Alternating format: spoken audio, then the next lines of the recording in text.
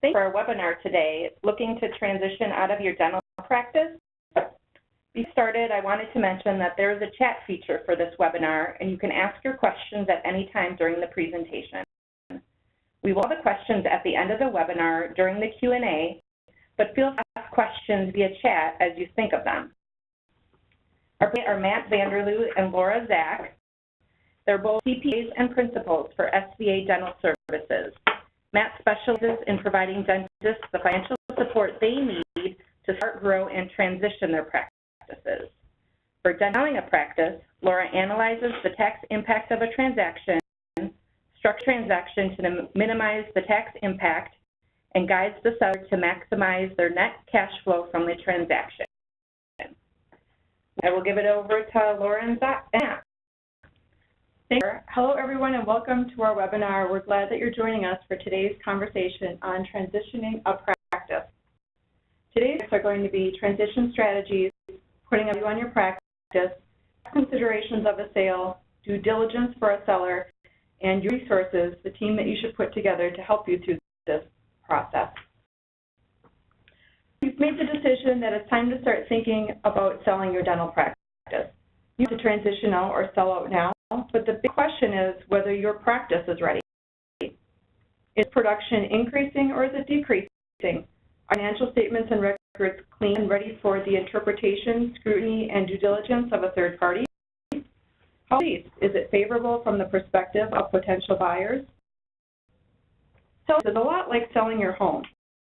Taking time to spruce it up will help you maximize the value upon sale.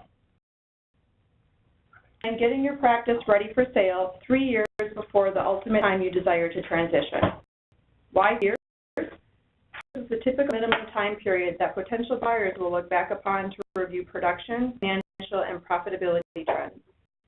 Trends are an important part of establishing the value or price of your dental practice.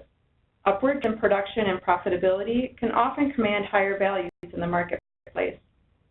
As services can help you identify areas to improve your practice and provide solutions for you to implement to help achieve a higher value when it comes time to sell.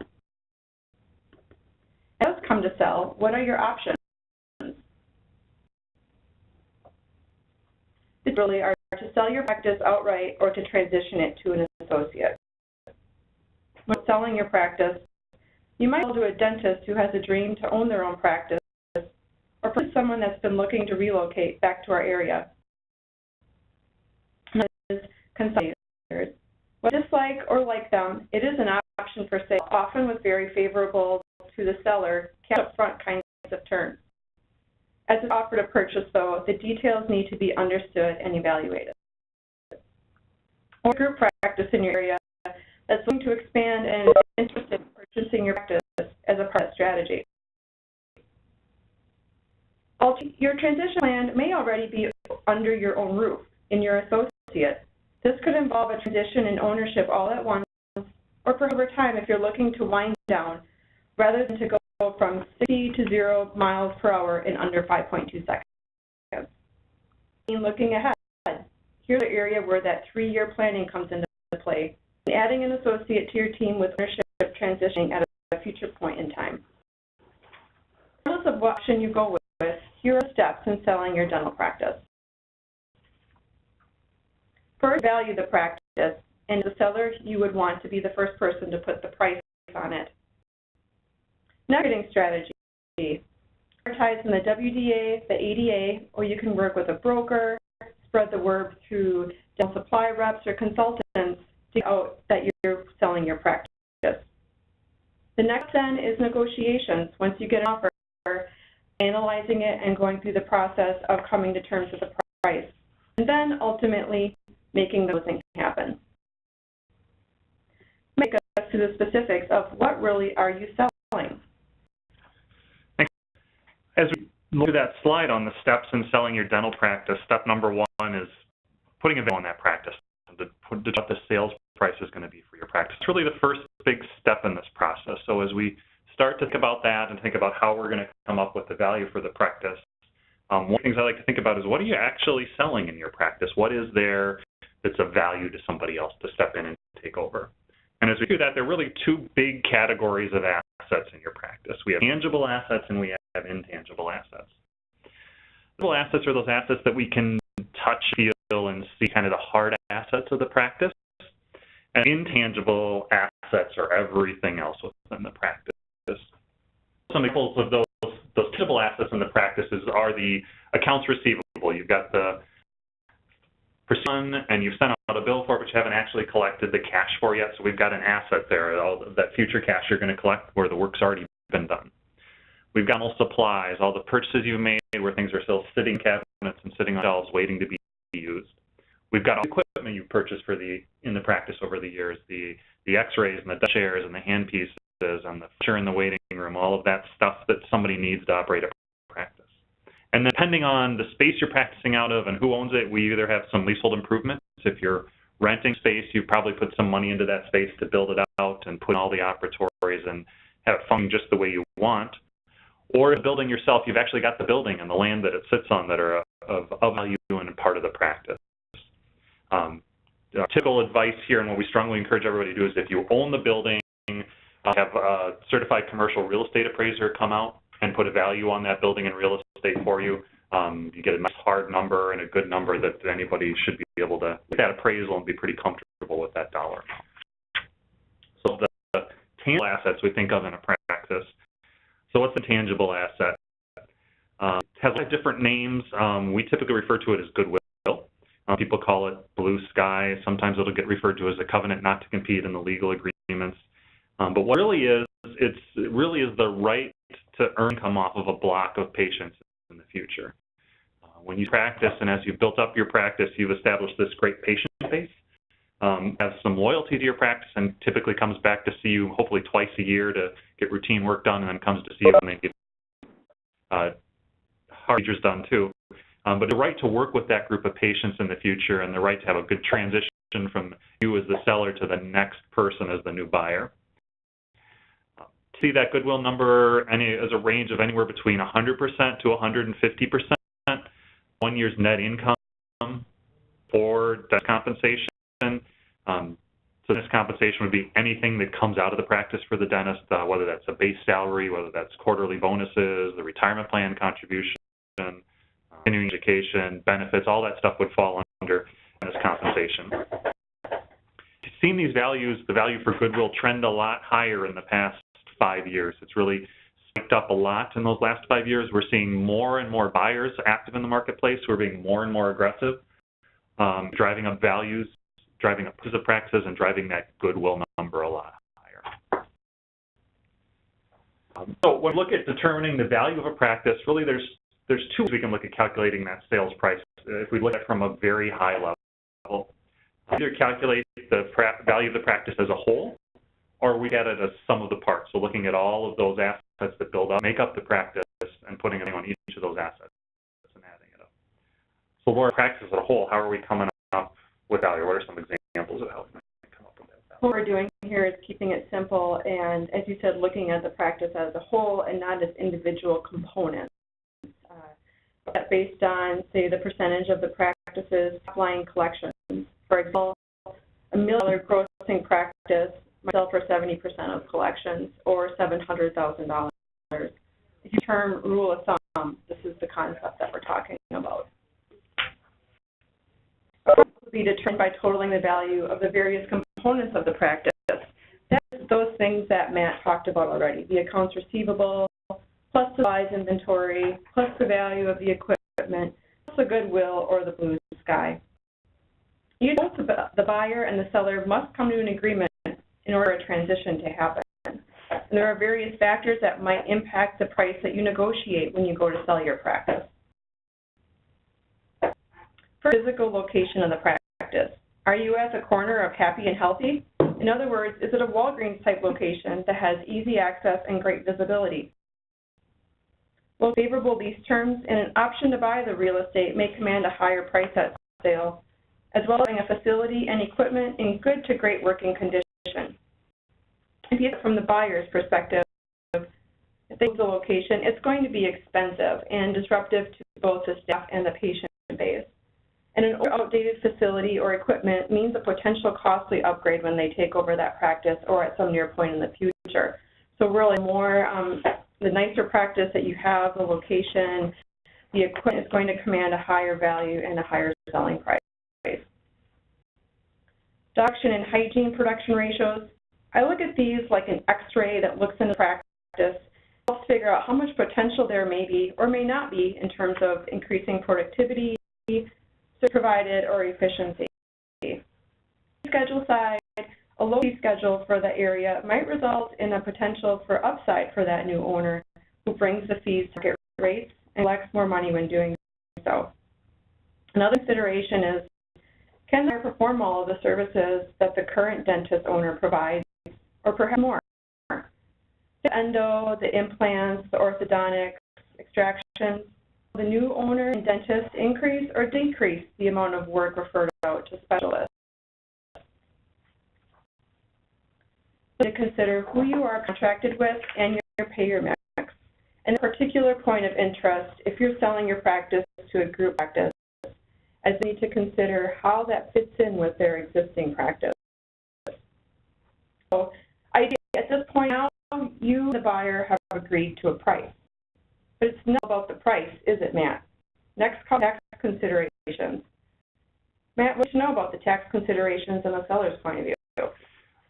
For the seller, I think there are really three big keys to tax considerations. It's the allocation of the sales price, the sales price, and the allocation of the sales price. I think this is far and away the most important thing for this to think about it. You need to think about it first, second, and third when you're talking about selling your practice. A big step, like Laura mentioned, is getting the sales price agreed to. Once we have the sales price agreed to, thinking about selling your house, that'd be it. Once we have the sales price done, everybody signs the documents, we're ready to walk away and the house is sold. But dental practice, just coming up with the sales price is really just the beginning of the process, and you're far from done at that point. The first big consideration there and the big tax consideration is how are we going to allocate that sales price? And how the sales price gets allocated between the different assets that make up your practice, that's to determine how the sales proceeds are get taxed to you as the seller, which is the tax cost of the sales, which ultimately determines how much of the sales dollar amount in your pocket is cash when the transaction is all done. So as we go through this, let's think through here of a standard kind of typical solo dentist practice that does $1 million in collections, $400,000 to the dentist out of the practice, and $100,000 sales price. So this would be a pretty average transaction all the way around. It's a pretty average practice with pretty average compensation coming out to the dentist and a pretty average sales price. About allocating the sales price, the buyer and the seller have very different goals in mind when they allocate this sales price to the different assets that make up a practice. The things that a buyer might want out of the allocation are going to be, in a lot of cases, the exact opposite of what the seller wants in their allocation of the sales price. So let's take at how that might work out and what the different considerations are. So taking a step here at taking that $700,000 sales price and allocating it to the different assets that make up the practice. And in the case, too, from the buyer standpoint, we've also added in a consulting agreement. So seller, you might say, okay, of the $700,000 that I'm going to get from my practice, $50 is for accounts receivable. This is for supplies. I don't have much in supplies in my office at any given point in time, so I have much in supplies. $8,000 is for the equipment here in the office. I bought anything new in the last couple of years. It's all relatively old. So not much value there. And then the rest of it is going to fall to Goodwill, and I've allocated $600,000 to Goodwill there. A little ago, we talked about the range for Goodwill, and we said it might be anywhere between 100 and 150% of dental compensation. Well, that's here. I've got it at that maximum 150% of dental compensation. So as a seller, I've really tried to push as much as I can towards Goodwill and maybe as little as I can to some of those other assets. So the seller, but the buyer has a slightly different take here. They're going to try and push more accounts receivable, supplies, and equipment, and as little as they can towards Goodwill. So the seller might say, You look at your AR listing and say, I think you can collect $50,000 of this. The seller's going to look at the AR listing and say, well, I think we can collect more than that. We'll be a little bit more aggressive with these patients who have balances due, and I think I can collect $65,000. So I think the accounts receivable is worth $65,000. And much in supplies on the shelves, but you've definitely got more than $2,000 worth, so maybe it's more like $20,000 for supplies. And while you haven't purchased any equipment lately, and it's all pretty old, it still all works really well. And go out and buy all new equipment to replace this, I'd have to spend more than $300,000. So let's allocate $310,000 to equipment. Then as part of this deal, I'd really like you to be available to me and have access to you so that I can ask questions about how to run a practice and manage a practice. So I'd like to allocate $100,000 to a consulting agreement. To the same $700,000 sales price, then I'm only going to have $200,000 that gets plugged into Goodwill. So up there and what's getting allocated to Goodwill and why? What's the big difference there as we look at these two sides of the transaction? Well, there's a big difference in how these dollars get taxed in the end. So as we get those component parts of the sales price, there's a big tax difference between how the seller gets to treat them and how the buyer gets to treat them. So we look at a receivable as seller, that's ordinary income to me. Just like it would have been ordinary income if I own the practice and collect that accounts receivable, it's going to be ordinary income for any sales price that gets allocated there to me, which pay full ordinary income tax rates on it. And for the that's ordinary income there, if they're paying it out as ordinary income, they get immediate deduction for that. So they don't have to spread that deduction out over a number of years. They get to write it off all right now. Same applies. As the seller, that's ordinary income to me, and the buyer gets an immediate write-off for that. Same basic situation with equipment. As the seller, I pick that up as ordinary income. If I'm the buyer, I get to depreciate and write those costs off over the useful life of the assets, probably either 3, 5, or 7 years. The difference then is on Goodwill. As the seller, the reason I'm motivated to try and push as much as I can towards Goodwill is that if I own the practice for more than a year, I get to treat that as a long-term capital gain. And I get favorable tax rates on the long-term capital gain, better tax rates than I get on ordinary income.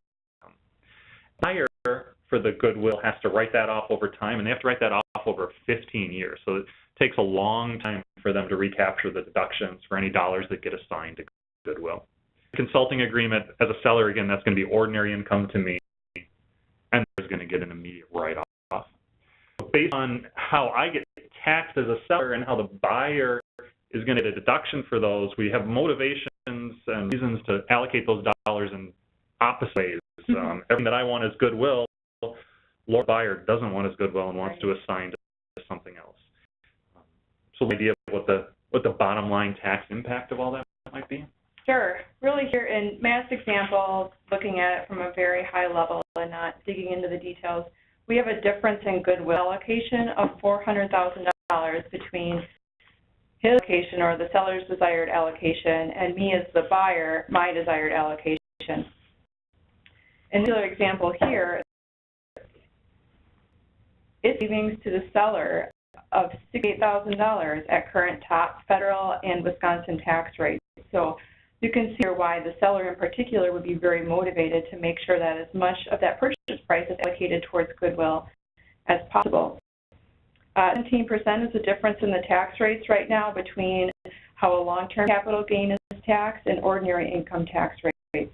So this can be a big deal, and often we see in negotiations, the example that Matt showed kind of showed the two different extremes, right? The seller on the far left of the scale wanting as much of practice valuation as possible, and the buyer with ultimately as little Goodwill as possible. What we see a lot is something in between, and really we do spend quite a bit of time advocating and negotiating on this piece when we help our clients transition their practices. But overall, when tax allocations are negotiated and agreed upon by the buyer and the seller, it A, must be written in the agreement signed by both parties, and the buyer and seller must complete IRS Form 8594 and attach it to the tax returns in the year of the sale.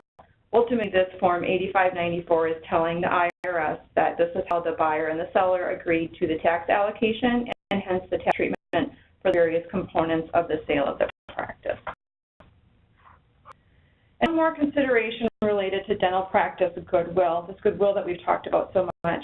And the question is it a corporate asset or is it an individual asset? This is an issue with sellers and the IRS, as if it's an individual asset, it's capital gains treatment for the seller, which, as we know, means less tax paid. But considered a corporate asset, it's ordinary income treatment for the seller, which equals more tax paid. Takeaway point to consider. Talk with legal counsel and your CPA now to discuss these considerations and the steps that you need to take to consider goodwill to be an individual asset and thus getting the preferential tax rates on that. And now talk about how money might change hands in a transition such as this. A couple of the big pieces here. We got to get a sales price on practice and agree to a sales price. Come up with an allocation of that sales price, and both sides of the transaction have to agree to that allocation. And then the third big thing that both sides have to agree on is how we getting this paid. Is it a big check at closing? Is it a big duffel case full of unmarked $20 bills? Or is the seller taking back a note and financing all this? What we're typically seeing more and more is that more and more of these dental practices are selling for cash at closing. And it's because of the of consolidators and bigger group practices in our marketplace who are coming to closings with cash and have the equity in their practices or equity within their business to be able to do cash at closing. Part of that's even with new solo dentists who want to buy a practice. Banks are more and more eager and more willing to lend to new dentists and lend them all of the cash they would need to buy a practice. So we're seeing more and more cash at closing. Typically see it fairly often that accounts receivable, any portion of the sales price that gets allocated to accounts receivable get paid out over the first 12 months after transition. Typically they get paid out on a monthly basis so that the buyer of the practice will look and see, what did I collect on the accounts receivable this month, and a check to the seller at the beginning of the next month for that. So over those first 12 months, the seller gets paid for their accounts receivable. Still see some seller financing in deals, and typically this is really is another tax consideration of the deal. Seller financing can really allow the seller to defer some of their gain into future years. So if you deal that's all cash at closing, any tax consequences from that sale are going to be due in the year of closing. You're going to have to pick it up all for the most part in that year. Some seller financing involved that might give us some opportunity to push some of the gain on the sale into future years as you're collecting the principal on that seller financing. Sometimes we'll see that in the form of seller financing on the sale of the practice. So we'll see that as a land contract if you're selling a building. The things we all caution everybody to think about here is to look at any details very, very specifically, especially if there's any sort of consulting agreement or after-the-fact employment agreement for the seller there. I've seen some offers from consolidators out in the marketplace that you look at the full transaction, look at the sales price that might be really good up front, but then look at that employment agreement that might go on for 2 or 3 or 4 years. It's not as attractive an offer in the end when we look at all. So it's really important to look at all the details of the deal all through the end of the deal to make sure it looks really good. The other piece we like to talk about is due diligence from the seller's standpoint here.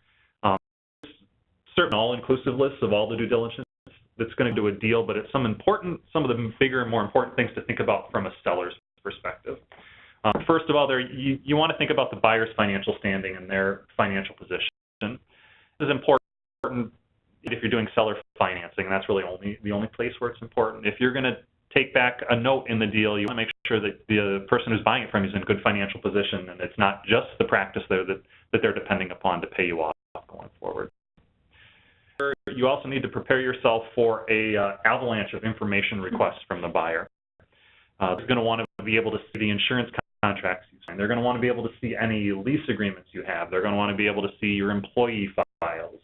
They're going to want information on your patients, all sorts of information from your dental software. They're probably going to want to come in and do a chart review and look at the charts for 30 or 40 of your patients and see what their history looks like, how they've been treated over the years. They might want to come in and sit in for a day and meet some of the patients and sit in with you as you do some exams and do some work on patients and just see how the office operates. Another thing to consider is patient communication. At a point in the sales process, up to the sale or right after the sale, you're going to have to communicate to your patients that the practice has been sold. it's probably not a communication that you're going to be able to control completely your side of the table. The buyer is probably going to want to be involved with that and have some say in how this gets communicated out to the patients, when it gets communicated, and what specifically gets communicated out. The way of introducing that new dentist to all the patients in your practice. It might be that there's some period of overlap where both of you are working in the patient so that you can introduce a new dentist to all of your patients, or maybe there's an open house or some sort of other event where you get to introduce them, but there's going to be some process for that, and you're going to want to think about that up front before the agreement's signed. And there might be some post-ownership agreements there I'll need to think about and review. Maybe the buyer's going to want you to sign a covenant not to compete. So look at that and think about that and the impact it might have on you in retirement. Maybe there's a consulting agreement so that you're available to talk to about the practice and talk to about management decisions within the practice. Maybe there's going to be an employment agreement. Maybe they're going to want you to stick around and work some sort of schedule after you've sold the practice to help them transition that practice and take over. So a lot to think about there on the due diligence side, and that's only kind of the beginning of that list. A team involved to help you through this process. You're definitely going to want your attorney involved, especially as the seller. You know, one of the key things that we mentioned up front is that as the seller, you're going to want to set the price on the practice. Attorneys are going to advise that as the seller, you're also going to be the one who takes first crack at drafting the sales document, having the buyer draft it. So definitely going to want to have your attorney involved up front and involved with the process. Serving advice here to a degree, but I think you're definitely going to want your accountant or your CPA involved in the process to help you think about the sales price and how to come up with that, to think about the tax allocation, how that's going to impact you, and also to help think about the payment terms, and is there any value to spreading payment out or taking it all in 1 year. There's other people you could have involved on your team too, depending on where you are marketing it. Do you need a broker involved, or do you need WDA, the ADA involved to help you market it? Do you need your colleagues with the community to help market it and to be involved, or do you need a sales rep from the supply house to help you? So there's lots of other people that could get added to the team to be involved and to be of assistance to you, but at a minimum, you need your attorney and your accountant / CPA involved. The real big items at a high level we wanted to cover today, but we tried some time here for questions. I'm sure there's lots of great questions out there. I think the first one we got here is, can I sell the stock in my practice? What we're talking about here, the sales process, is how do I sell the assets, and what are the assets in the practice, and how can I sell those? There's lots of practices out there, though, that are corporations that may have been organized in the last couple of years or may have been organized 20 or 30 years ago. And rather than selling all the assets in my practice, could I just sell the stock in my practice to a buyer? And absolutely. And as a seller, if you can get a buyer to agree to that, that'd be great. Sign paperwork right now and run to closing and be done with it.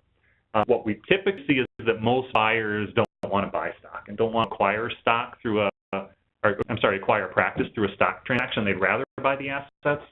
One of the problems with buying stock is that they inherit that company, and any that there might have been in that company in the past, any unpaid liabilities for payroll taxes or anything like that that pop up in the future will be there. So most buyers tend to shift from buying stock and want to buy the assets of the practice. Remember questions, enter them at any time in the chat section. Have another one that just came through. The next question we got here is, we really talked for the most part from a kind of a slow dentist practice. Now does one dentist buy out another dentist, and we talked through that and how that works today. But how would this work in a group practice? And I think all the rules of thumbs, approaches we've talked about today worked great if it's one dentist buying a practice from another. So work great if we're talking about a group practice setting, and we can use these same approaches to value a group practice and to handle a buy-in or a buyout within a group practice. And I typically see it work in a very similar way within a group practice, where we'll do a valuation of all the component parts of that group practice. So what's the AR today? What's the equipment today? What's the billing or any leasehold improvements, and put a value on all those, and then have some sort of a form set up to value the goodwill of the practice. As somebody's coming in, we can figure out what buy into that practice, or if somebody's going out, what their buyout is.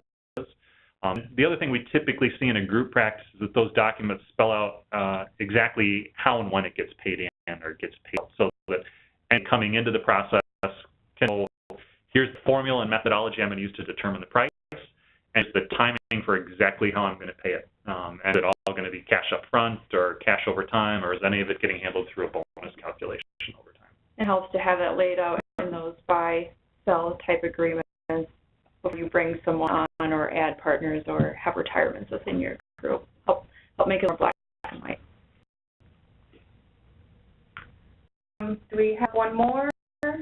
We've got one last one here for Laura as people shoot in any last-second requests. Any tips or any ideas on how to help identify buyers or how to work up a marketing strategy for a practice? What I've seen really work well is share the word, share the love, and let them know that you're selling your practice. More people are, talking about it and sharing it in their dental club groups, sharing it with their supply representatives, and also, putting it on the WDA sites. Really, the more people you know, the better it can be. Consolidators are oftentimes willing to buy up practices too. I've seen people reach out to them to get a to purchase and to get that when they're looking at entertaining offers. Have you seen anything else that works? Those are the great ideas that I can people be successful. Actually, we're going to spend a little bit more time because 2 more questions just came in. First is, what is the typical percentage taken by a company such as yours to evaluate the practice and set up full transactions? What typically we do as a firm is we don't charge a percentage. So I think what you'll see from a lot of brokers and maybe some other professional firms, consultants, is that they'll charge a percentage based on the sales price. So on a $1 million sales price, they might charge a percentage of anywhere from, what do you think, Laura, 8 to 10%. So anywhere between $80,000 and $100,000 to sell for a practice that's selling for $1 million. We typically don't structure it as a percentage of the sale. We'll more typically base it on the amount of time we're spending helping you come and do all the work related to selling your practice. So I think we need a little bit of information about where you are in that process, and far down the road you are, we can help you come up with a good idea how much time it would be for us to help you with that and what the cost overall would be for that. But we don't typically base it on a percentage of the sales price. Lastly, the question is, what is the best way to keep the potential sale of a practice confidential from your competitors and local community while you're looking for a buyer? There's always the option of doing a black box ad when you place it with either a broker or your ads in the local or dental journals. And 2, just let your consultants and anyone you tell know it must be held in the strictest of confidence. Our community here, it's also small in terms of word travels fast, but we've seen successfully that with the amount of secrecy, if you will, that those transactions have remained private and confidential until the sale has actually taken place. For joining us today for our webinar. Thank you, Matt and Laura. Those that are still on the phone, please look for our webinar survey that we're going to be sending out later this afternoon and share your feedback for this webinar. Thank you so much and have a wonderful day.